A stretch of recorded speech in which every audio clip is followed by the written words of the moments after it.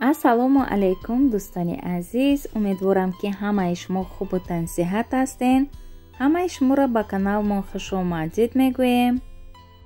имрӯза навори мо сар мешавад аз даруни таксӣ. дӯстони азиз, ман такси қатъи саҳари барвақт мудда соат 6:30 духтур рафта истам. барои эндокринолог запис кардан ай соати 7 запис мекардем. 1.5 соат қариби 1 моҳай омада рафта истам ҳамин поликлиника. эндокринологи пулакишам дуромада натонистам. баъд хеле записи шудам. хай худора шукр имрӯз успед кардам. мумкин агар автобус қатъи меомадам успед намекардам. дина шав шавҳарам қатъи гап задем. шавҳарам гуфтан ки сари барвақт буро, неки такси қатъи бура, автобус қатъи нара. барои ҳамин имрӯз саҳари барвақт омадам айхона хела дуртар пеши магазин. баъд ай ҳамуҷа таксира заказ кардам. сифоришидай нарафта истам поликлиника. такси ба нисбати маршрутка ва автобус тез меояд. барои ҳамин такси заказ кардам. надаҷа боша мо поликлиника расидем, омадем. худо ба шукр запис кардам, успед кардам. 24 март соати 8:15. аз поликлиника то хона мона қариб 2 соат раҳай. дӯстони азиз, ман боша пиёда хона рафта истам. ина ҳамин раи поиза мегузарам. баъд ҷангаломон сар мешавад. 3-4 рӯз пас насиб кардагӣ боша иншаалло шавҳармам мегардан меоянд. 3 рӯз қатъи гудако истоданд. гудако хела гаштанд қатъи аташон. ҳар рӯз бачаи майдакӣ мепурсад ки атам омад пеши ту, ана моро занг назада истай мега. ман гуфтам ататон телефон надора, ҳамин 1-2 рӯз пас биёя ба зангтон мезанам. бачаам фикр карда истай ки ана аташон да пеши маҳан. ман гуфтам ки не, ататон ҳозирашда да тоҷикистонан. мега ва олиам пеши ту нарафта. гуфтам не бачаҷон, оли меоям. даҷа боша хостам камтарак барои хидмат салат кунам. имрӯз фақат салат мехӯрам. дӯстони азиз, мада чанд комментария шуд ки диетатон амода гӯен, ана шумо хехшрӯвес партофта истен.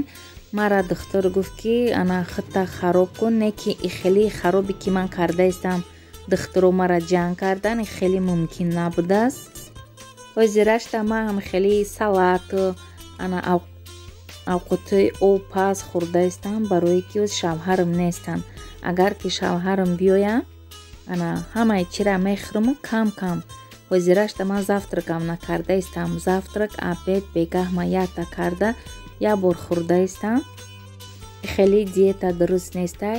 акун ки ма шавҳарам меоям, барои ҳамин хостам як бор хидма хушрӯ харобтар кунам ва хай диета кардан гирам, кам кам хӯрда. лекин баъд аз соати 3 ягон чиз намехӯрам.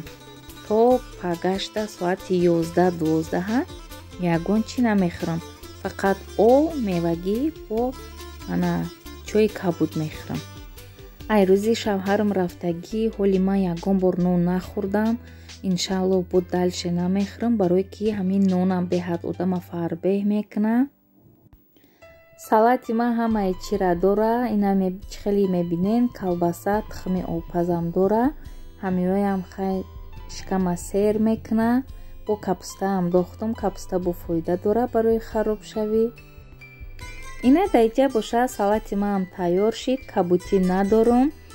ана салата озе мехӯрем. ин завтрак, обед, ужини маҳай дӯстони азиз. даҷа хостам камтарак навори фарзандакома монам дӯстони азиз. ина ҳамин ҳар сешон фарзандои маҳанд. ина ин майдак дар дасти духтарчам ин ҷиян мешавад, айдодармай.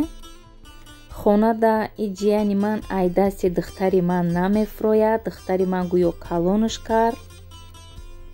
чанд духтаро навистанд дар таи комментария ки диетатон нагӯен чӣ хӯрда истен. рости гап ман тамоман нон нахӯрда истам. вақте ки шавҳарам да ҳамиҷа буданд ман 2 рӯз диета мекардам. уже 3-юм рӯз сриф мешуд, диета карда наметонистам. саҳари барвақт ай хоб мехезм 2 бокал оби на гарм на хунук мехӯрем 2 бокал. баъд аз ним соат 1 соат ҳаракат кунем.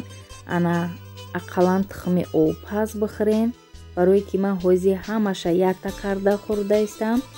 бояд завтрак, обед, ужин кунем, барое ки хеле желудкамона маиб мекунем. саҳарӣ мехезем, мисол агар ки сразу нуна партофта наметонем, барои ҳамин ҳозир ман нуна чихе хушрӯ хӯрданша чӣ кардам, бас кардам, барое ки шавҳарам нестан. мисол дар пеш то мисол фарзандотон ҳастанд, аҳли оила ҳастанд ва ё нон мехӯранд, шумо сразу нуна партофта наметонед. барои ҳамин маска, нони сиёҳ мумкина як рӯзда ақаллан 2 кусокчаи майдаак бихӯрем, ҳеҷ кор намекуна.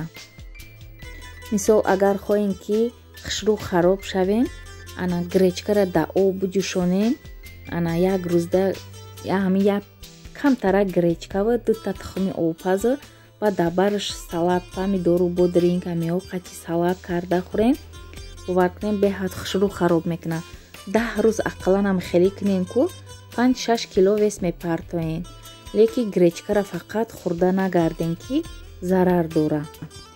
якум соли омадем, фарбешидагӣ будам, баъдам хеле гречкаро хӯрда гаштам. ростӣ бовар кунед баъд аз соати 5 нахӯрен, ҳам хушрӯ хароб мешен, дарав хароб мешен. ман як моҳ да 80 кило будам, 68 кило шида будам.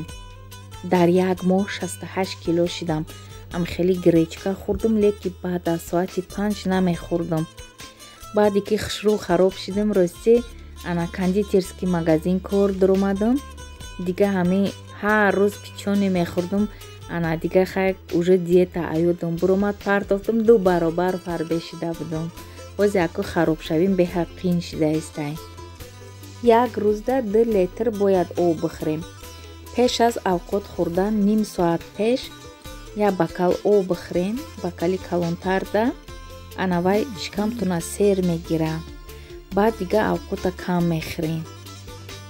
ҳамин комментарие ки оз ман ҷавоб мегӯм, ҳамира бовар кунед 5-6 кас ай рӯзи ҳамин диетаро сар кардагӣ менависанд ки рӯза бигӣ хароб мешӣ. ман нафаҳмидам ки барои харобшавӣ бояд одам рӯза бигира. барои харобшавӣ ҳамаи ҷода диета мекунанд. диета карда ё ки правильное питание карда одам веси худша меқапад. ман нав дидам ки мисол 1 соли дроз одам рӯза бигира. хай бо меистем фикр мекунам ҳамин одамо ҳар хелай да, фикру ақидаҳои одамо ҳар хелай. ҳама одам як хел нестай. барои ҳамин ай хеле комментариҳо хафаам намешам. не ки фаҳмидагӣ ман қатъи одам рӯзара ба фикрам барои савобаш мегира, на ин ки барои харобшавӣ рӯза бигира. мехоҳам боз ба як комментария ҷавоб гардонам. як хоҳарак навистай ки намедонам хоҳарай апаҳай навистайма ки шутон бадрашкай неки да гостиница коркунӣ да мондиан. ман ба ҳамин саволи шумо ҷавоб мегӯм. гостиницада рафта ман туалетҳоро шушта айдуми одамо ҷамъогир уборка карда меҳнати ҳалол кати пул кор карда истам.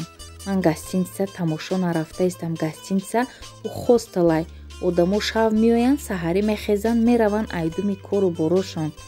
вуҷада бисёр ҳамин 90% одамо онкологически касаланд ва ё одамои касал барои лечение меоянд ва ё ҳамин мераванд саҳарӣ барвақт бегаҳӣ меоянд, хоб мекунанд, бо саҳарӣ мераванд.